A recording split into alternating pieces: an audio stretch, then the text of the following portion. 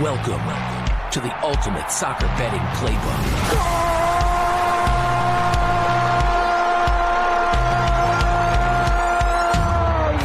This is Just Win Footy Bets, baby, with JoeDaFan and Brad Betts Footy, live on the Believe Network. A beautiful Thursday morning, and welcome live here in the studios in Burke, Virginia. I, of course, am JoeDaFan. I'm running solo again here for Just Win Footy Bets, and we're going to be covering a lot today, my friend. We'll be having a total of 4 games as well, but let's look at the agenda here. We'll look ahead, of course, for day 8 and the game review of what took place yesterday. A very, very bad beat that took place, and we'll talk about that in just a moment. So we go 1-1 yesterday. So we have some win, some lose, but again, on a correct score, it was a nil. My nil detector was going off like crazy, and I guess some of you guys can figure out which game I was referring to, as of course that was a bad beat. But we move on to day 8, and we have a few games here to talk about. We have Czechia, of course, taking on South Africa. These are going to be taken, of course, with Group A and Group B's here, guys. Switzerland and Bosnia. Canada taking on Qatar, and that's going to take place in Vancouver for Canada. And Mexico, which this game will be taking place in Guadalajara, will be taking, of course, South Korea. I am definitely looking forward to that game. That is a game I see it being very tight, very cagey. We'll have an opportunity to talk about that in just a moment. But I wanted to get to what happened in yesterday's matches. We'll start, of course, with the Portugal match as they took on DR Congo. I got to be honest with you. I mean, we had over 3 goals, so this was a loss for us. And well, let me explain what took place here in a major opening round shocker, in my opinion. The 2026 FIFA World Cup heavy favorites Portugal, and they were one of the odds-on favorite to win it all at 8-1, were held to a 1-1 draw by Brazilian DR Congo at Houston Stadium.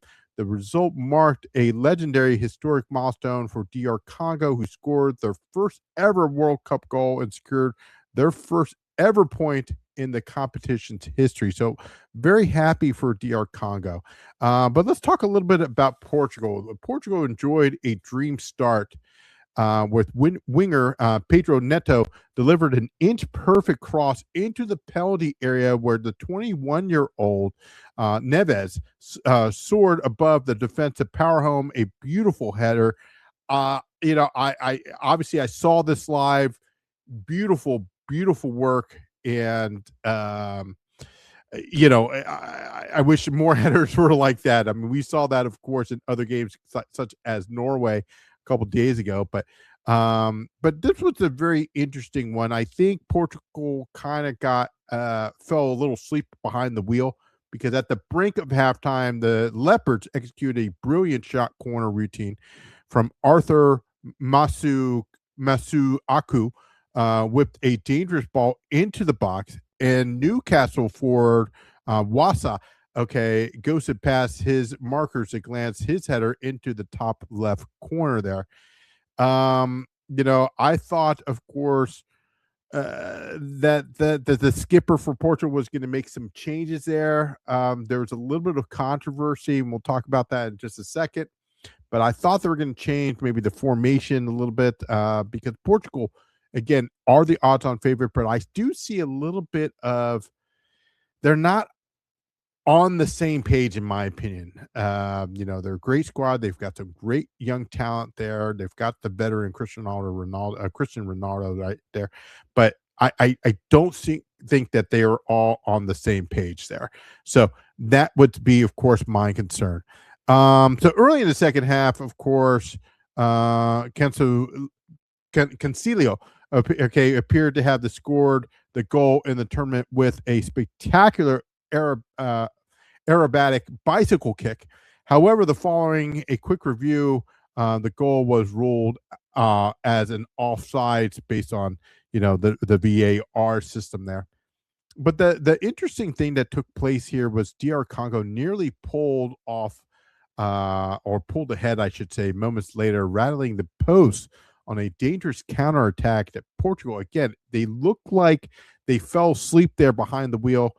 But the interesting thing is Portugal dominated over roughly 75% of the possession, but grew increasingly frustrated trying to pierce a deeply organized defense by DR Congo. We saw, of course, another team in their first game that had a huge possession, and I'm of course talking about Switzerland. That's a game that we're going to be talking about for their second match later on when they took on Qatar in their first game. I'm not understanding why these teams can't put away these smaller nations. Again, I'm not taking anything away from DR Congo, but why they can't put these teams away. So let's move, of course, to the game that I was definitely looking forward to, and I'm of course referring to England, which kicked off the 2026 FIFA World Cup campaign in a thrilling fashion under head coach Thomas Tuchel, securing a 4-2 victory here, guys, over Croatia. Now, they've had some history before in the past. We talked about that in yesterday's show, but in a wide open group L opener in Dallas Stadium, or I should say Jerry World in Arlington, Texas. So very happy for England, who's got a lot of depth in England. They were able to, of course, get that 3 crucial points. But it was interesting at first as the penalty kick. And obviously, captain Harry Kane had the opportunity to take the spot kick, but VAR ordered a retake. And because he missed that first penalty kick, and it looked like the goalie was leaning a little bit forward. You can't really lean forward, let alone step forward. And it looked like, based on VAR, that he did. Now, Harry Kane did talk to the referee and say, hey, look, this looks like a violation. This was a foul. It clearly was based on the video footage that we saw there. So he had another opportunity to retake, of course, because he jumped off his line a little early. So therefore, you can't do that. And that's why Croatia was of course was penalized there, no pun intended, and that's where Harry Kane had an opportunity to conventionally, of course, buried the second attempt. We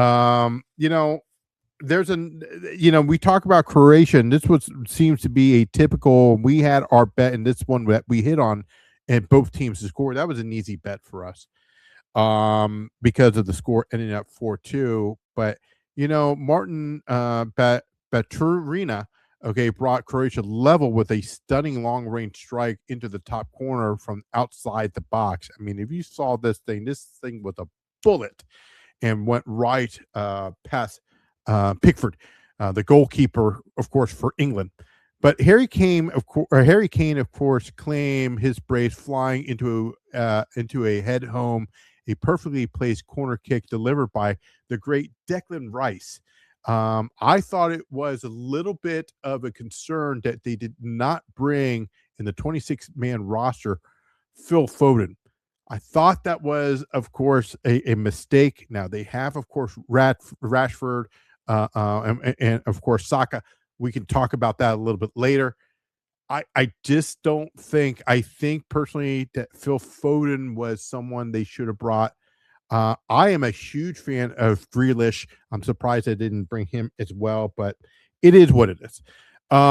Anyway, deep into the first half stoppage time, of course, Musa of the Croatia, of course, who slotted home from a close range to make it even going into the break.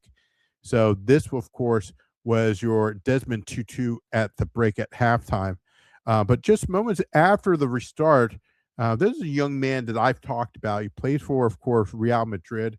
I'm referring to, of course, Jude Bellingham. He drove down the right side, cutting into the area and drilling a powerful low shot pass, of course, the goalkeeper of Croatia.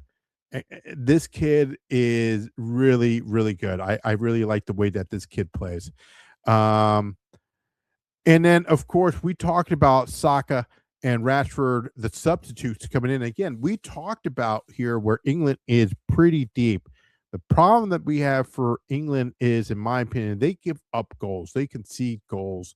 And you can clearly did that they allowed 2 goals here. So they combined beautifully where Saka cut through the defense and played a smart pass to Rashford. They've played together, obviously, in the English Premier League in the past. So, but who curled it clinically past the keeper into the bottom corner to secure the win.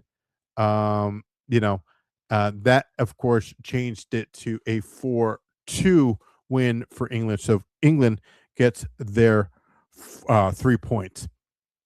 Let's talk about our bad beat of the night.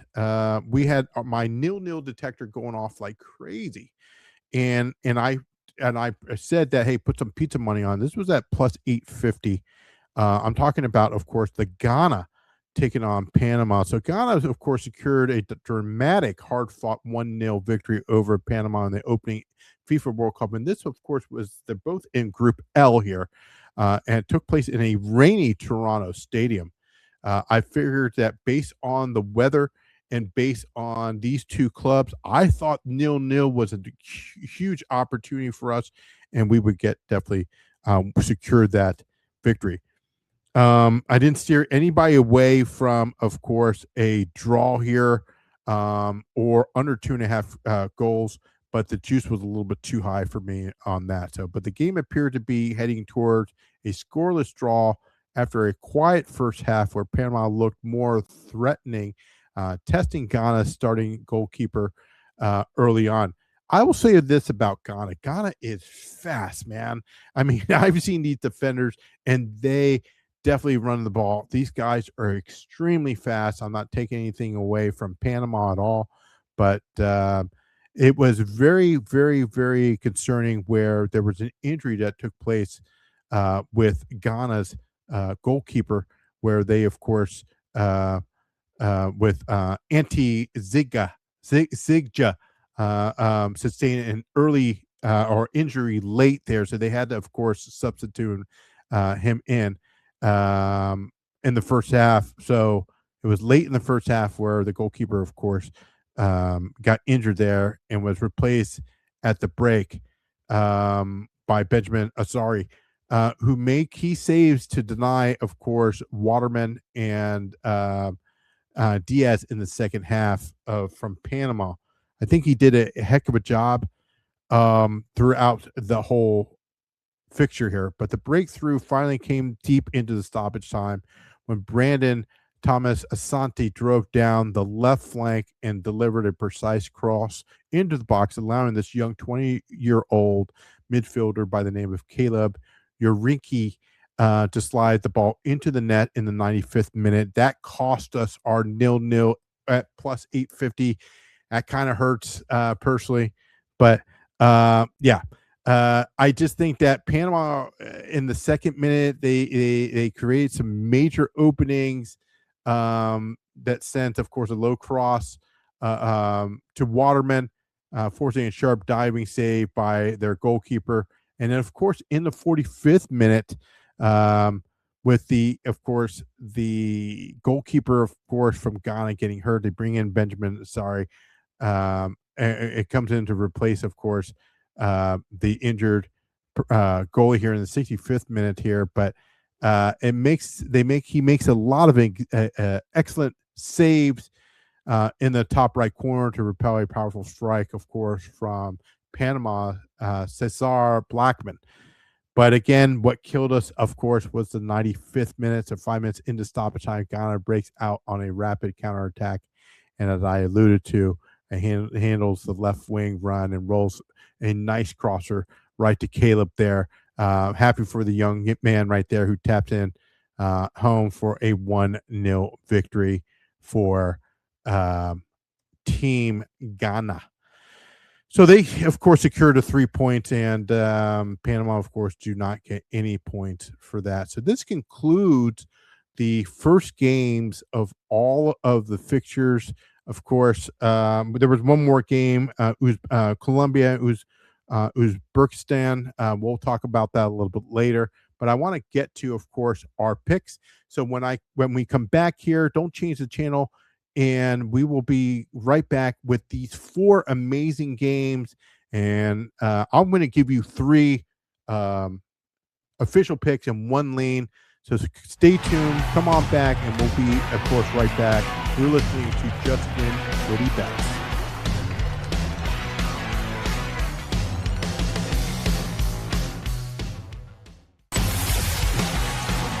All right, so it is, of course, Thursday, which means 4 games as we enter the second match in these particular groups. The first matches in each group had just completed, and we went over that in our first segment.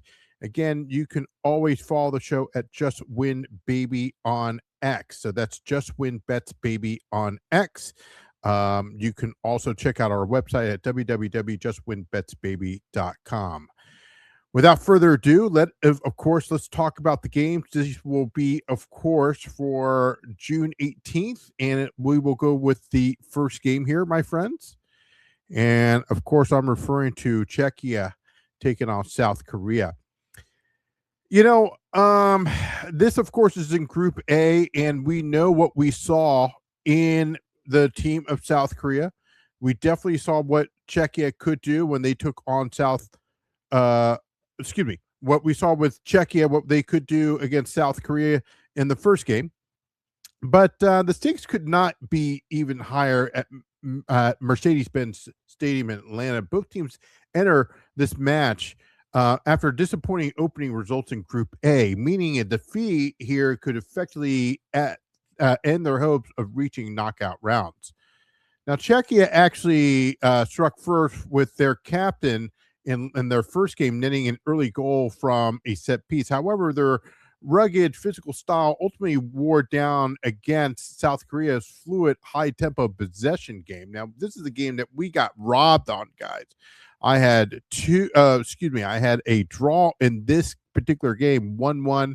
It ended up 2-1 with South Korea, and this happened towards a late part of the game, and it seems like it's just a couple of bad games we talked about in the first segment, and then we took, of course, from the Ghana game, Ghana-Panama, we had 0-0 detector all the way through, and we lose it in the 95th minute, and that one's going to hurt for quite some time. That's just to name one of the bad beats. But with a final group match waiting against a formidable Mexico squad, the defense make it clear that this game is a must-win against South Africa. We have to get it right, is what they're all saying. It was a chaotic return to the World Cup stage for the Bafana. Manager Hugo Bros opted for an ultra-conservative 5-defender setup at the Aztec Stadium, and that was, of course, when they took on Mexico, which completely stiffed their own creative midfielders. And for an example, Jaden Adams. To make matters worse, defensive midfielders were also sent off, so leaving South Africa now exposed and ultimately finishing the match with just 9 men, because they received 2 red cards, guys. 2 red cards, not just 1, but 2 red cards in the first match. So South Africa has been heavily criticized at home for a cowardly tactical approach. They must shed their cautious shell to keep their knockout dreams alive. So this is definitely going to be difficult for them. But against Czechia, I think, are a little upset or a little disappointed from their first game when they took on South Korea, and they lost in that late match there, that late fixture, 2-1. But I see a 2-1 here for Czechia. So give me Czechia, and it's going to be my 1-unit play here, Czechia at minus 132 money line. So if you want to go for the correct score, Czechia 2-1, I would highly recommend checking that out, and that goes for plus 700. All these correct scores that I give out, guys, is make sure these are pizza money. These aren't type of guaranteed, bets for this. Now, again, we had an opportunity, of course, to win in last night's game. That one's going to hurt a little bit. It was at plus 850 with the Panama game taking on Ghana. It was 0-0. Still thinking about that, but that one's definitely going to hurt. That's one's going to hurt. That's a bad beat for us. Let's go to the next game, of course, is the Switzerland taking on Bosnia. Now, the Natty are kicking themselves after dominating a long stretches, and you'll notice in the Qatar-Switzerland game, Switzerland had pretty much a big total amount of possession there. And, with their opener with Qatar, but only to concede a devastating stoppage time own goal, which they kind of drew 1-1. I don't see where there is a player by the name of Mbolo. It's going to prove that he can be the clinical spearhead that they need by finding the back of the net here, while the midfield trio of that team, of course, of the Swiss or Switzerland, I should say, are definitely going to be controlling the tempo effortlessly. So expect the manager to deploy an aggressive 4-3-3 formation. That is my prediction. That's what's going to happen. I think that's a smart move, so they can exploit the central spaces against this Qatar defense. Now, speaking of Bosnia's defense. Now, speaking of Bosnia, the Dragons showed exceptional grit to fight back and earn a 1-1 draw against co-host Canada. A lot of people didn't see that, so I'm very happy to see that Bosnia, of course, had that fight in them. I think that, however, severe technical flaws were exposed here for Bosnia. They completed a tournament low of 63% of their passes in their opening game. So if they turn the ball over that carelessly, especially for a team like the Swiss, they're technically sounded, as I mentioned before. Their midfield, the Swiss's midfield, the veteran defenders, will put, of course, under intense grueliness of what they can do in this game. So while Bosnia has the physical edge and aerial capability to make set pieces dangerous, and we saw that, of course, when they took on Canada, I think Switzerland's tournament experience and superior ball retention should prove decisive. So I see, of course, Switzerland, of course, they're going to pull the strings deep along attackers. And I think they go out wide to stretch kind of more of the Bosnian and low block. So I think the Swiss should bounce back from their opening day disappointment to secure all 3 points. That being said, guys, I'm going to go with Switzerland. This is going to be another one of my one-unit plays. I'm going to go Switzerland -1 on the Asian handicap at -124. Again, if you're looking for a correct score here, I could see a couple of ways here. If it doesn't, I could see a win to nil. I could see 3-0 here, and that's at plus 850. Now, I also see a 2-1 here at plus 700. Let me explain here. If I put a -1 on Switzerland and it ends up 2-1, you get your money back. So that's what's so great about this game. And obviously, we're giving up a spread here of -1. So Bosnia is, before the game even starts, it's 1-0 Bosnia. But if it does end up 2-1, and obviously you add the 1 for Bosnia, that would end up at a 2-2. It does, of course, give you your money back. They void the bet and go there. But I really do see where Bosnia doesn't even score here. It's possible that they could score. Could be a 3-1 or 3-0, as I alluded to earlier in regards to the correct score. 3-0 plus 850. Again, put some pizza money on it. If you want to put some pizza money on the 2-1, I would not blame you whatsoever on that. But I think this is a game that they both need, of course. And of course, they're both coming in with a tie. So trying to figure out exactly what they want to do for Group B and maybe qualify or having the opportunity to qualify to the next round is definitely critical here. So want to look at that, a 2-1 Switzerland or a 3-0. Kind of like the 3-0, to be honest with you. All right, let's move to another game here, guys. And this is the host team or one of the host teams. And you'll remember, guys, it's in 3 different countries, Canada, United States, and, of course, Mexico. But Canada here, I mean, I was disappointed. I thought Canada would definitely have beaten Bosnia. That's a team that we talked about, just recent, or that was the last pick that we had there. So it's just disappointing to see what Canada was doing with their particular formations and how the manager, of course, had his set pieces going out there, his midfielder, his wings. I'm not here to blame anybody and point the finger. We just move on to, of course, game 2, which is they're taking on a team like Qatar. So listen, it's very, I'm very happy that Qatar scored a goal or was able to score a goal. You may know that Qatar did, of course, host the previous World Cup in the 2022. So I was glad to see that Qatar was able to score a goal in their first match against Switzerland. But back to this game. Again, Canada is going to host. This is going to take place in Vancouver, guys. So something to keep this in mind.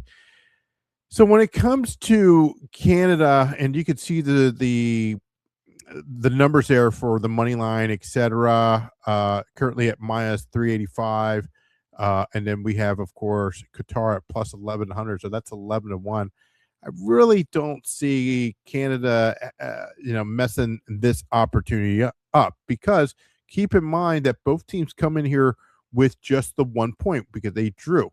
Canada drew with Bosnia, and as well as Qatar drew with Switzerland. So this is something that they definitely need to kind of secure the 3 points, especially if they want to move to on the next round. This is, of course, Group B. So again, something to keep that in mind. So again, following match day 1, Group B is completely wide open. Canada fought back to secure a crucial 1-1 draw against Bosnia in Toronto, courtesy of the 78th minute equalizer by Kyle Lauren.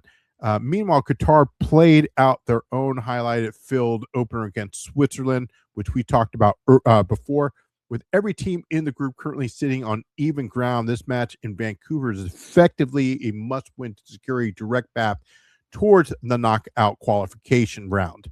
I think Jesse Marsh, of course, Canadian side, show immense resilience in their opener, switching to a high-pressing 4-4-2 format. A lot of things was criticized by the skipper of what they do or what they showed in the first match against Bosnia, but I think this high-pressing 4-4-2 format will definitely see a little bit more action from the Canadians. So playing in the front of a very ferocious crowd, of course, in BC Palace, expect Canada to try to dictate the tempo early. I think Canada does come out quick, and especially with their elite wings pace. It is expected Alphonso Davies to play, as well as Buchanan, Tyjon Buchanan, capable of pinning the opposition's full backs deep. The midfield, of course, engine will provide a great transition stability.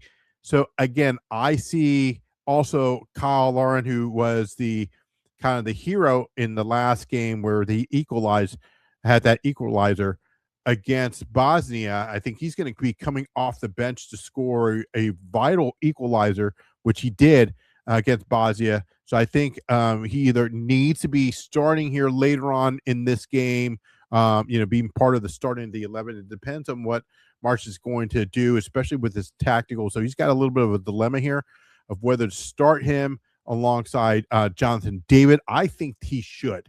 In my opinion, I think he should. And if he does do that, I think Canada has a big shot here, and I think they can secure the 3 points there. So I think they retain him as a high impact weapon against tiring Qatar defense. So let's go talk a little bit about the Qataris. Of course, Qatar enters this match highly organized, reliant on a disciplined low to mid block designed to absorb pressure and hit opponents rapidly on the break. And we saw that, of course, when they took on Switzerland. But extremely tactically, they're very familiar with what they can do with their own squad. They're accustomed to it. So most of the squad has played together through major tournaments, not just obviously this one, but tournaments of the past. So meaning their defensive shifting and spacing are incredibly tight. But again, as I talked about before with Canada, if they're able to get, of course, Alphonso Davies in the lineup and maybe make that switch, if Canada does make that switch with Carl Loren coming in and starting in that starting 11, I think they have a very good shot here of conceding the 3 points. So they will likely concede possession to Canada willfully. Of course, Qatar will, but hopefully to exploit the space left behind by Canada's aggressive overlapping fullbacks. But if they can weather the initial 20 minutes storm from the home crowd, I'm of course referring to Canada, their chance of nicking a result skyrocket big time. I don't think that's going to be the case because I think, like I said earlier, Canada is going to come out swinging. So this match, of course, will come down to the battle of the patience. If Qatar's defensive structure will frustrate Canada early on, and the host will need to avoid committing too many numbers forwards to prevent the getting burned on the counter. We kind of saw that last time when they took on Bosnia, so I'm a little concerned about that. But ultimately, I think the dynamic home atmosphere at BC Palace, combined with their sheer individual quality of Canada's front line, should break the deadlock. Expect a tight, very nervous affair that opens up significantly in the second half. So it could be a 0-0 in the first half, guys. That being said, I'm going to go with the lean here. Matter of fact, I'll tell you what, I'm going to give you a third pick today. I'll go 1 unit on this. To give me Canada win to nil at -122. I don't have a particular correct score for this one. This could be a 1-0. This could be a 2-0. I really do think that Canada does, if they make those appropriate and very decisive decisions by the manager, I think Canada has a very good shot, especially drawing 2 at their home country is not good because obviously they've played the first one in Toronto and now this one in Vancouver. I really don't see Canada falling to both draws, and this is obviously crucial. We talked about Group B. It's pretty much even Steven all throughout for all 4 squads. So I think Canada, who is the odds-on favorite to win the group, I think gets those 3 points. Let's move to the last game. This is a game that I'm very excited about, ladies and gentlemen. I'm talking about, of course, Mexico and South Korea. And the stakes could not even be higher. And this is going to take place at Guadalajara Stadium as the co-host Mexico prepares to face South Korea in a massive Group A fixture.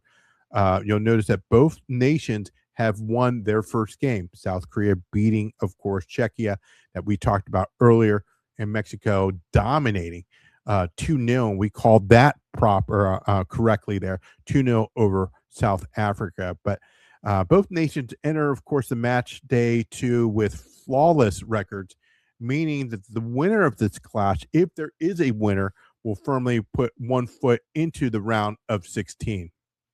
So I think Javier Aguirre, a squad fed off an electric home crowd to secure a convincing 2-0 victory over South Africa in their opening matches. I think goals are going to be coming again from veteran striker Raul Jimenez. So, of course, they showcase the attacking efficiency here, but is it that Mexico was that great, or was South Africa really that bad and they were just kind of nervous? But however, the win came to a cost because center back Cesar Montes was sent off late in the game and is suspended for this match. So you want to keep that in mind. You want to look, guys, at the starting lineups. Now, the starting lineups, you can usually get that on X or, obviously Google it or what have you. You want to look at the starting lineups. I do have a projection of what it should be because Cesar is not going to be, he's going to be, of course, suspended in this particular match. So that leaves, of course, a very significant role in the Mexicans' defensive back line. So South Korea showed incredibly mental fortitude by staggering a thrilling 2-1 comeback win against Czechia. I think that I have expressed, of course, I'm very impressed with these Asian countries, South Korea being one of them. I'm also impressed by Japan. We will talk about them tomorrow. But this side relies heavily on their tactical brilliance of midseason, maestros, so to speak, from Lee Kang in their clinical leadership of Sun. Sun, of course, was taken out early in the match, which was kind of surprising. Brad and I did talk about that when they took on Czechia. So a little not concerned, but a little surprising why you would take a superstar like that out, maybe to rest him up for this very important matchup. So their quick transitional play, and we've seen that, especially in their first match, will pose a massive threat to reshuffle Mexican's defense. Remember that they are missing a key factor here in the Mexican defense. So expect a high-octane atmosphere where Mexico pushes aggressively early on, fueled by the home crowd. However, South Korea's defensive solidity, anchored by, of course, Bayern Munich's Kim Min-jae, and their threat on the counterattack will likely frustrate the hosts. Mexico is missing their defensive anchor, and South Korea is being masters of adjustments. And we saw that in the first game of South Korea and Czechia. So a tactical stalemate feels like the most realistic outcome, leaving Group A's qualification up for grabs in the final match day. That being said, I am going with the draw here, guys. Mexico, South Korea draw at plus 225. I do see a correct score here, 1-1. If a 1-1, maybe a Desmond 2-2, or I like to call it a Chuck Woolery 2-2, but we go with the 1-1 at plus 510. So you want to check, obviously, all of the options on your book as we come back together and close this out. And see exactly what the book offers. But again, all these correct scores that I have mentioned, we've hit 4 out of the close 20 matches that we've had here. So a fifth of them we kind of got on. We would have gotten more. Again, and there was probably 3 bad beats there. The most recent one was the 0-0 in the Ghana-Panama match. So I do apologize for that. But again, if you're doing this in regards to not only the draws or the correct scores, guys, you want to do what I call pizza money. You don't want to go crazy on this. So just kind of a recap of what I stated. I really do like, and this is a pizza money bet for the last match of the Mexico taking on South Korea. I do like the draw at plus 225. Again, you could do a 1-1 correct score at 510. I mean, again, that's something to think about. But again, that is, of course, a little pizza money on that for both selections that I mentioned. But one of my 1-unit plays here is Canada to win to nil at minus 122. So that's something that you may want to take a look here at guys. That's one of my plays as they take on, of course, a team that I think has an opportunity to kind of, depending on what you see here, but I don't see Qatar actually showing up in that match. Finally, or the last 2 games, I should say, Switzerland, -1 on the Asian handicap. I'm going 1-unit play on that at minus 124. I did mention a couple correct scores, 2-1 in Switzerland's favor. That is at plus 700. Again, pizza money on that, or 3-0. Correct score at plus 850 for the Swiss. I think they take care of Bosnia right off the back, especially in this second match. Finally, I had Czechia money line at -132. I do see Czechia winning this at maybe a 2-1 win here at +700, and that is that correct score. Again, all correct scores, please. That is a piece of money. I mean, you can do whatever you want. You want to bet whatever you want, that's fine, but that is my more of a lean. When I see pizza money, that's more of a lean, but I'm going to go 1 unit for that. So thank you very much for watching our show. And again, you can follow me at Just Win Bets Baby. Myself, I am, of course, JoeDaFan. You can follow me on X at JoeDaFan. That's JoeDaFan. But we'll be back tomorrow to talk about day 9 of this amazing soccer tournament, the World Cup. Again, don't forget to hit that subscribe. That, of course, notification bell that tells you when we will have our next episode. But join us live every morning, 10 o'clock a.m. Eastern Standard Time. And we will, of course, see you next time. Good luck to everybody today, and we will see you tomorrow morning. Take care.